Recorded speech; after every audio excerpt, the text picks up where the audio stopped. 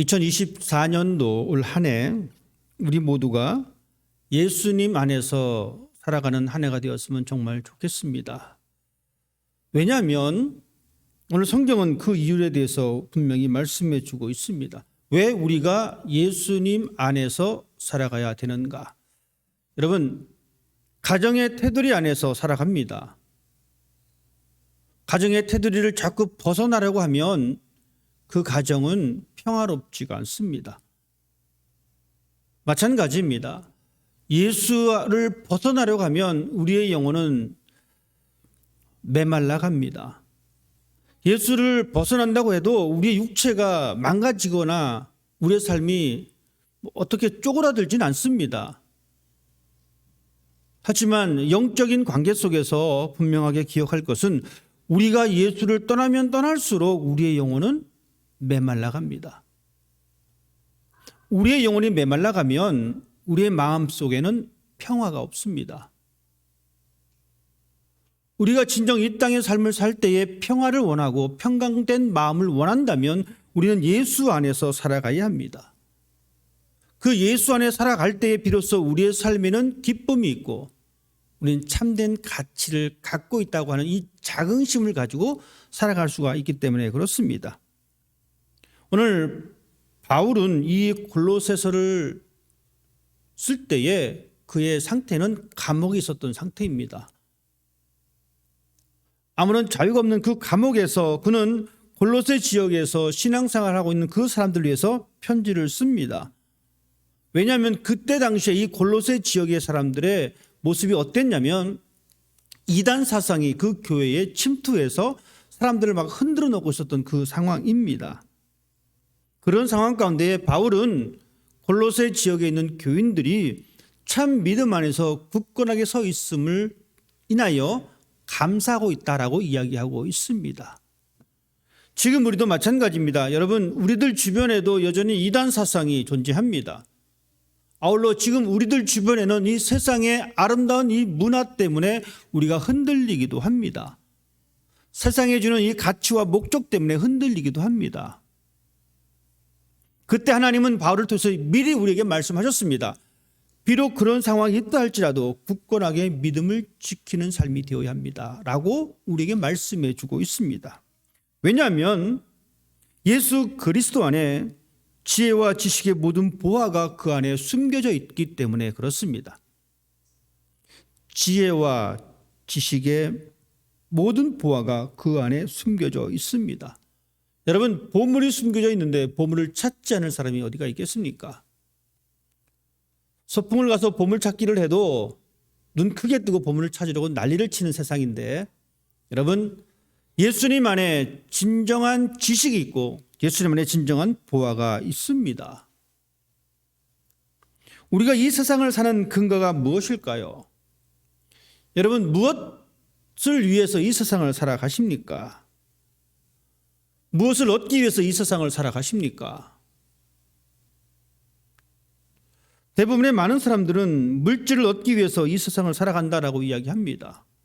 재산 축적입니다. 물론 재산 축적 필요합니다. 우리는 돈을 벌어야 합니다. 그래서 이 땅을 살아갑니다. 하지만 이 물질조차도 지혜와 지식에 근거해야 합니다. 우리의 삶에 물질이 기초가 돼버리면, 물질이 사라지게 되면 우리의 삶은 다 무너져 버릴 수밖에 없습니다. 하지만 예수 그리스도 안에 있는 지혜와 지식이 우리의 삶의 기초가 된다라면 그 위에 쌓아두었던 물질이 혹시 사라진다 할지라도 예수 그리스도의 지식과 지혜의 보물이 기초가 될 때에 그 위에 건강의 탑이 무너진다 할지라도 우리는 살아낼 수가 있습니다. 그렇기 때문에 우리는 지혜와 지식의 모든 보화의 근원이신 예수 그리스도 안에 살아가는 사람이 되어야 합니다. 여러분, 지식이란 무엇입니까? 어떤 관찰을 통해서 얻어지는 것입니다. 그러면 지혜란 무엇입니까? 그 지식의 토대 위에 발생하는 것이 지혜입니다. 즉 우리는 지식을 통해서 지혜를 얻습니다. 예수 그리스도 안에 지혜와 지식의 모든 것이 있다라고 하신 이 말씀은 예수 그리스도가 처음부터 마지막이다라는 이야기입니다. 이것이 우리가 갖춰야 할 삶의 지혜입니다. 그렇기 때문에 잠언은 우리들에게 여호와를 경외하는 것이 지식의 근본이다라고 말씀하고 있습니다. 우리 부모님들, 우리 아이들에게 세상의 지식만을 가르칠 것이 아니라 하나님을 경외하는 방법을 가르쳐 줄 수 있게 되기를 바랍니다. 왜냐하면 그것이 이 세상을 살아가는 지혜이기 때문에 그렇습니다. 예수를 믿고 예수를 따라가는 것이 세상의 가장 최고의 가치가 되기 때문에 그렇습니다.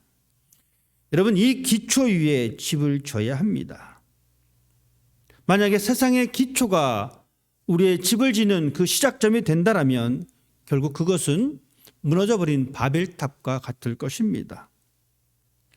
세상은 우리에게 속삭입니다. 그리스도가 가치가 그렇게 많지 않다라고 이야기합니다. 우리가 가치 있는 것이 참 많다라고 세상은 우리에게 이야기합니다. 재물이 가치가 있다라고 이야기합니다. 명예가 가치가 있다라고 이야기합니다. 권력이 가치가 있다라고 이야기합니다. 하지만 그 세상의 가치는 우리들에게 잠시의 편리함을 주기도 합니다. 여러분, 물질이 있으면 참 편합니다. 건강하면 참 편합니다. 명예와 권력이 있으면 정말 편합니다.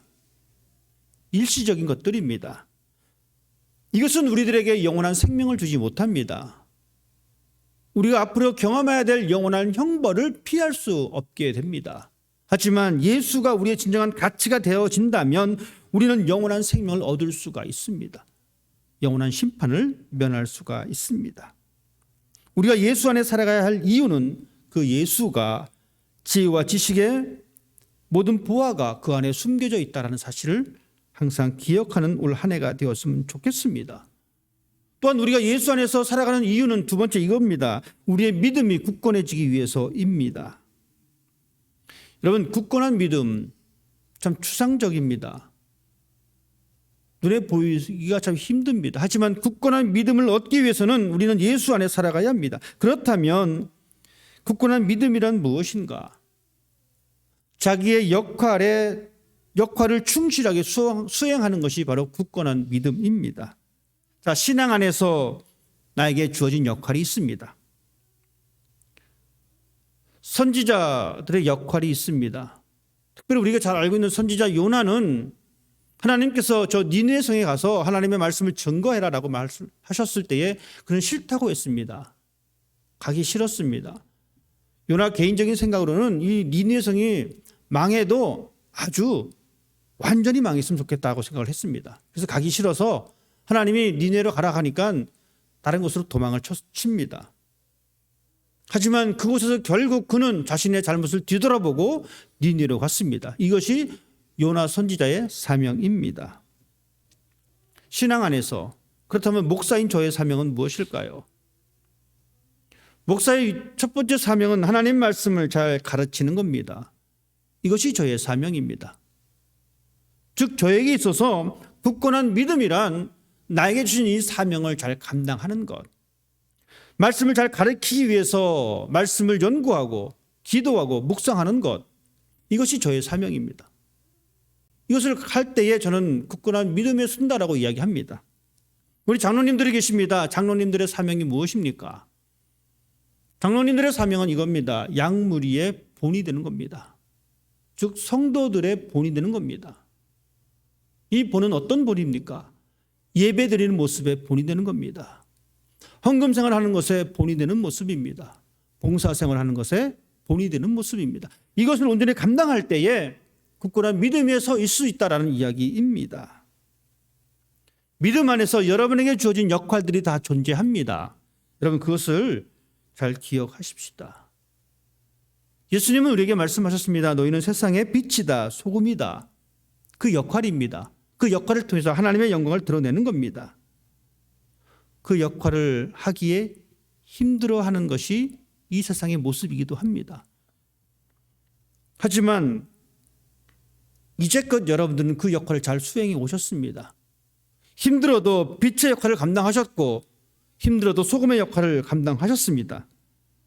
하지만 이제 조금 더 그 영역을 넓혀갔으면 좋겠습니다.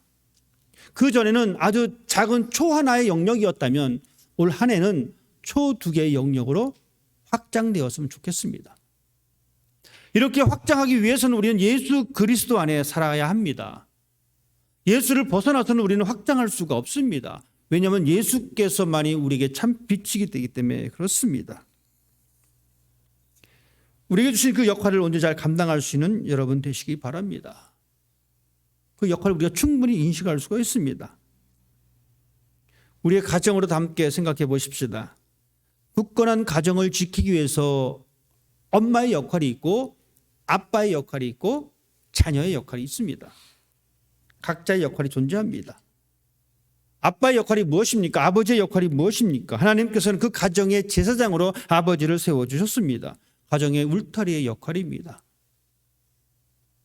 그 역할을 잘 감당할 때 그 가정이 굳건한 가정이 된다라는 이야기입니다.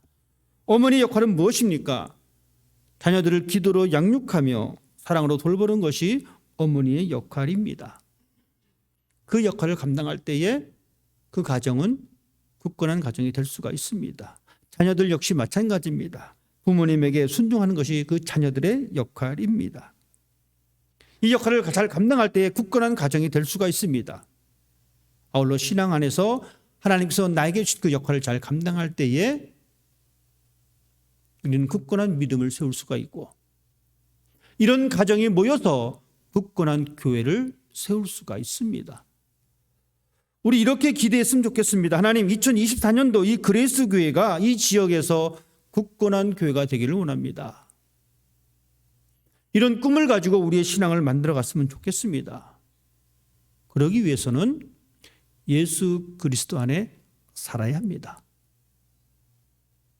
예수를 떠나서는 우리는 그 삶을 살아낼 수가 없었습니다.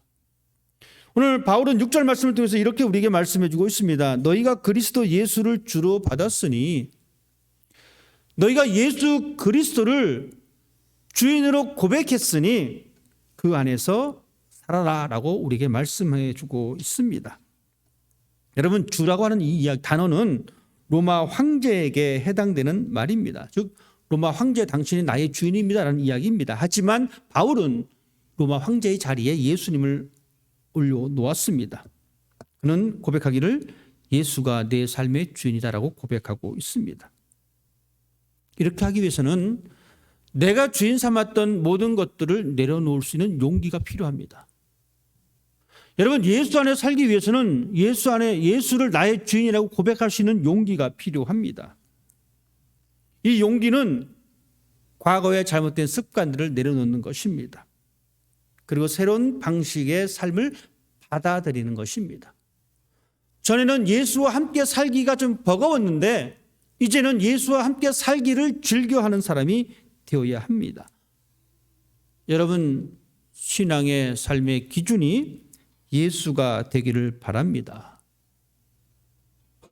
물론 이렇게 결단을 한다고 해도 우리는 가끔 흔들릴 때가 있습니다. 그 기준이 흔들릴 때가 있습니다. 예수가 나의 주인이라고 고백했지만 그 기준이 흔들릴 때가 있습니다. 왜냐하면 세상의 기준이 너무 달콤하기 때문에 그렇습니다.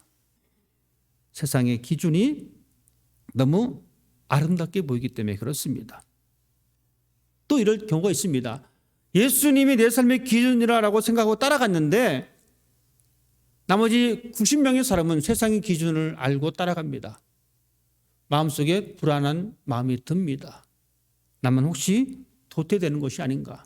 나만 혹시 소외되는 것이 아닌가? 하지만 여러분 기억하십시다. 바울은 우리들에게 굳세게 뿌리를 내리고 굳건하게 서라라고 우리에게 말씀해 주고 있습니다.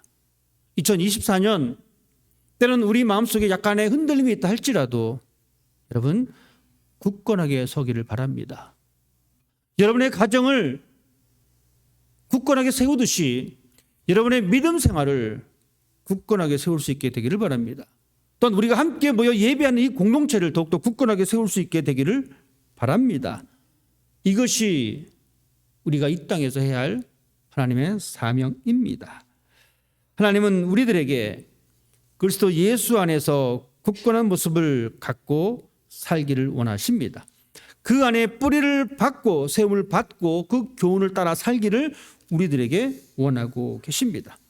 이 모든 것은 그리스도 안에 있을 때에 가능한 일입니다. 신앙은 여러분 일회성이 아닙니다. 신앙은 지속성입니다.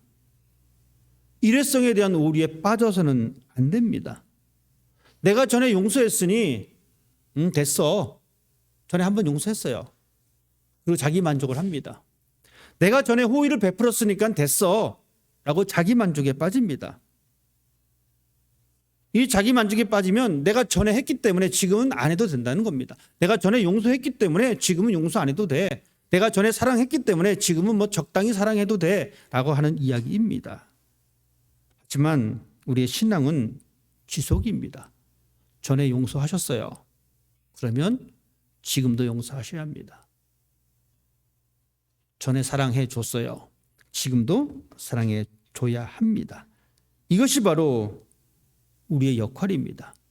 이것이 가능한 것은 우리가 그리스도 예수 안에 있을 때에, 예수 안에서 살아갈 때에 이것이 가능한 것입니다. 그 안에서 살라라고 바울은 우리에게 말씀해 주고 있습니다. 2024년 조금만 더 예수님 안에서 살아가십시다. 2024년 조금만 더 예수 안에서 뿌리를 내리고 세워지고 믿음의 삶을 살아가십시다. 그 삶에 우리 삶에 있을 때에 바울이 말한 것처럼 우리의 삶에 감사함이 넘칠 수가 있습니다. 2023년도 드렸던 감사보다 2024년도 훗날 마지막 날에 더 풍성한 감사가 여러분 삶 가운데 고백되기를 원합니다. 또한 그러한 감사가 고백되어지는 교회가 되기를 원합니다. 그 경험이 우리를 한 걸음 한 걸음 세상 속으로 나아갈 수 있는 힘과 용기를 복돋아 주십니다. 하나님 안에서 예수 그리스도 안에서 힘써 살아갈 수 있는 올 한 해가 되기를 주님의 이름으로 부탁드립니다. 기도하겠습니다.